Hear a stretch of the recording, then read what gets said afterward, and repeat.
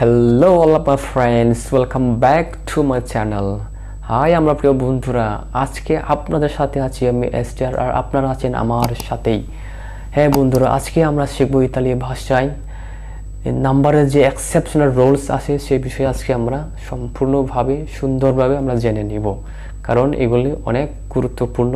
যদি একজন ইতালি ভাষা দিয়ে কথা বলতে চায় বা ইতালি ভাষা যদি জানতে চায়, তাহলে এসব বিষয়ে আমাদের জানতে হবে।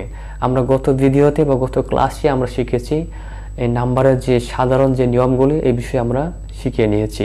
আশা করি আপনারা দেখেছেন, যারা দেখেননি তারা দেখে নিতে পারেন। ডিসক্রিপশন বক্সে আমি সেগুলো লিঙ্ক দিয়ে দিচ্ছি।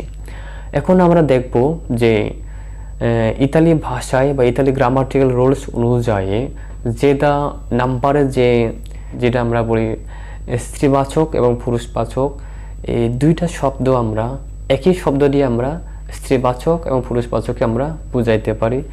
এই ধরনের কিছু ব্যতিক্রম নিয়ম আমরা আজকে শিখব।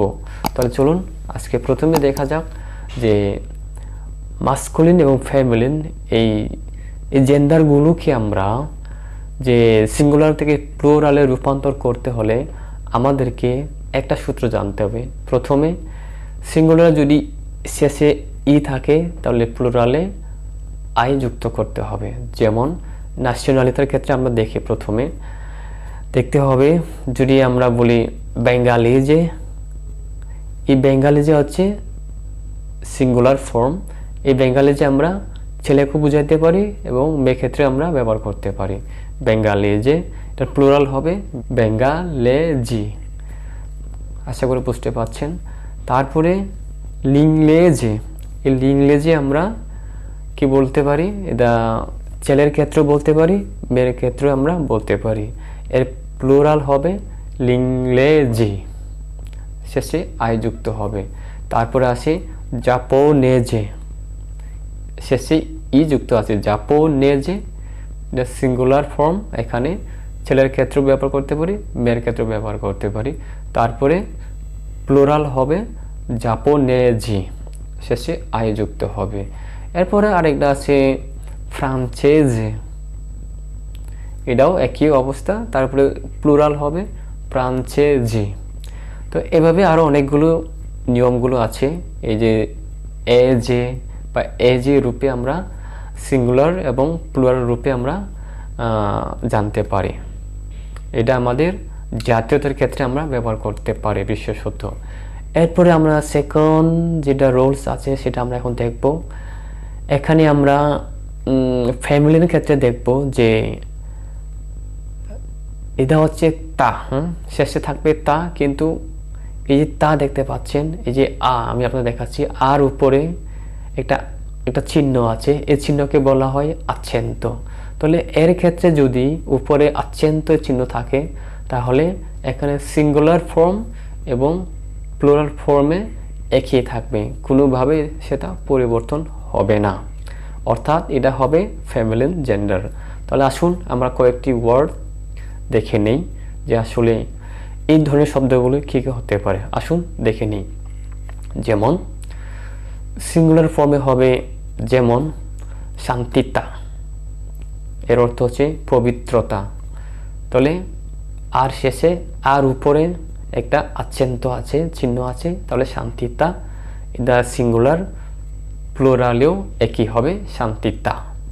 তারপরে কোমুনিতা, শেষে তা যুক্ত, উপরে আবার এর উপরে আচ্ছেন্ত আছে, এজন্য প্লুরালেও একই হবে। এই ধরনের আরও কয়েকটি শব্দ আমরা দেখে নিই। ফ্রাতেরনিতা, এর অর্থ হচ্ছে ফ্রাতেরনিতা, এর অর্থ হচ্ছে ভাই ভাই। তারপরে কাস্তিতা, এর অর্থ হচ্ছে সুচিতা, এর অর্থ হচ্ছে সুচিতা।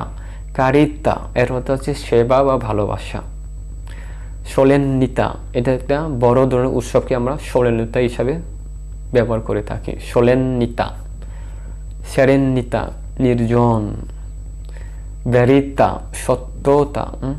কাপাচিতা, সক্ষমতা বোঝাচ্ছে। কোয়ালিতা, গুণবাচক।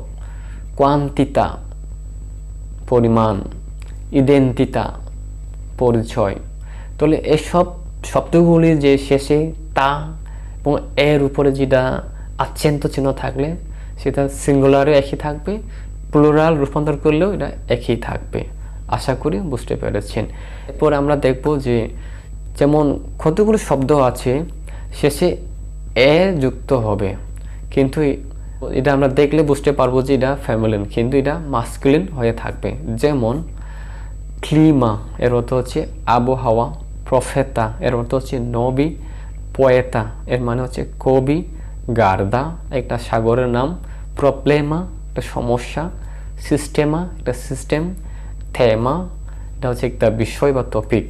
তাহলে এই শব্দগুলো দেখতে ফেমিনিন লাগে, কিন্তু সেগুলো আমরা ব্যবহার করি ইতালি ভাষায় মাস্কুলিন হিসাবে। তাহলে আশা করি আপনারা সবাই বুঝতে পেরেছেন। যদি আমার এই ক্লাস আপনাদের জন্য অনেক উপকার মনে হয় তাহলে লাইক দিবেন এবং সাবস্ক্রাইব করে রাখবেন, যেন নেক্সট ভিডিও আপলোড করলে আপনি সবার আগে পেয়ে যান। সবাইকে ধন্যবাদ।